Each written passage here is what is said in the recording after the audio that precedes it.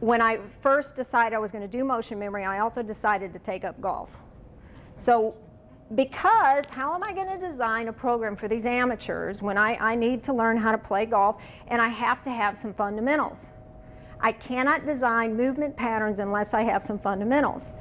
And this is what happened. So I had numerous lessons. So this was me about 30 days later. Has anybody seen that? Balance, focus, tempo. Don't get handsy. If I worked on this, full shot zone. Less is more. Turn middle half as far as left shoulder, torque, resistance. Clear the hips, smooth, one move, rotate, release, swing plane, alignment. Flat left wrist, straight shot, file the... And not only that, I would take lessons. I was getting lessons from several people because they came in and started training, and none of them agreed on anything. Now again, you got to see me as a rookie. I'm going, wait a minute, I can't do that. Anatomy is an absolute. Biomechanics is an absolute. I can't be out here. I need something solid. If I'm going to build a program for golfers, I have to know what fundamentals are there. And I couldn't find any. Can anyone give me one fundamental established yet in golf? Give me one. Based on the definition of the word. Come on now, somebody speak up. Keep your head down. Keep your head down. Right, so that would be maintaining spine angle. Very good. Balance. Perfect. I love that. Define balance in golf. Do you know what that is? Nobody could tell me either. How about athletic stance? Does anybody know what that is? Got to have an athletic stance, you got to be balanced. What does that mean? Because remember, I'm dealing in anatomy. Is balance on the balls of my feet? Is it back on my heels? Where is it in the backswing? And where is it on the follow through? And again, nobody agreed. You'd have some people that say, take the club back and lean on, keep your weight back over here on the left leg. You still see teachers teaching that.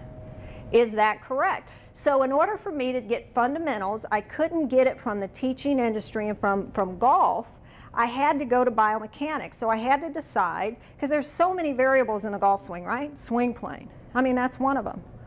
You got great players on one plane. You got great players that are two plane. You got Jim Furyk who does a figure eight at the top. Who's going to go tell Jim Furyk he shouldn't be doing that? Do you know what I'm saying? So I needed to find something that was a fundamental, and I'd leave the variables alone, and I still do. That is my commitment to clients. I will not get into the variables of the golf swing. I don't care what swing plane you want. You and your teacher get to pick. It's none of my business.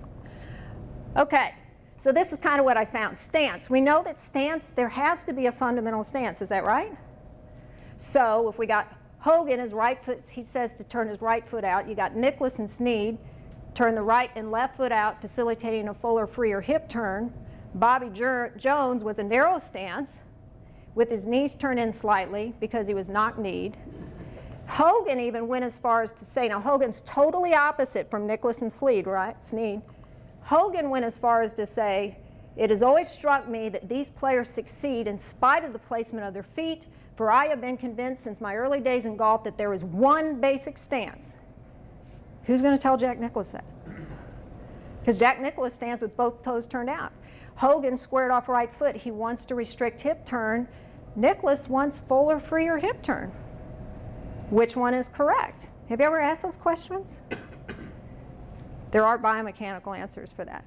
But there's still a lot of room for that. Foot placement, believe it or not, to me it doesn't matter. I can't come up with a biomechanical reason why you'd want them squared off versus turned out. So basically, I'm not going to give my opinion on that one way or the other. Mike, do you have a preference, or does it matter? That's just what that is. It's a preference. Yeah. Yeah, it's a preference. Okay, tempo. Let's talk about tempo. Wouldn't you say that would be a fundamental? Or you would think it would be. So Nicklaus believes you should start back the swing as slow as possible. Palmer takes it back briskly. And then you know how you have people and they want to keep that full extension on their arms? And now you have the one plane swing, and Steve and I have been doing this, taking it slightly inside. Because Lotke takes the club inside. So there you go. There's some great players that have totally different tempos. When you watch PGA Tour over on the weekends, how many different tempos do you see? So I can't claim tempo as a fundamental. How about the grip? We know that the grip is a fundamental. We've always heard that, but which one? because there's so many different ones. You've got baseball, you got overlap, you got interlock, strong, weak. Harry Barden and Hogan totally disagreed on which hands and which fingers even put pressure on the club.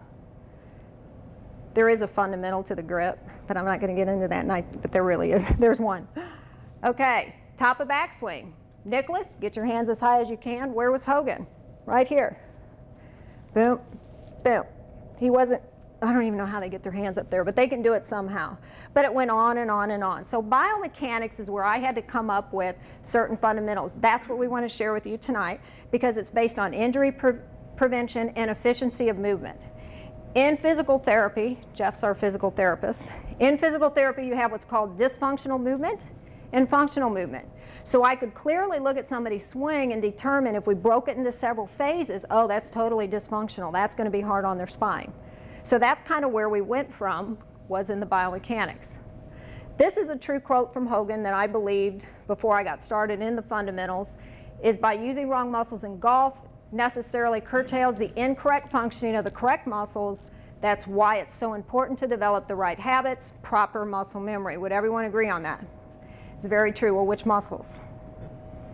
So we're back to that again. Back around the circle. Who is right? Where are we going to get fundamentals? And this quote, just as one faulty movement, David King's going to touch on this, Dr. King, just as one faulty movement leads to others, each correct movement makes it that much easier to execute other moves correctly. When you're talking about functional movement versus dysfunctional movement biomechanically and based on kinesiology, that's really easy to determine what's what. So let's go on to the golf swing.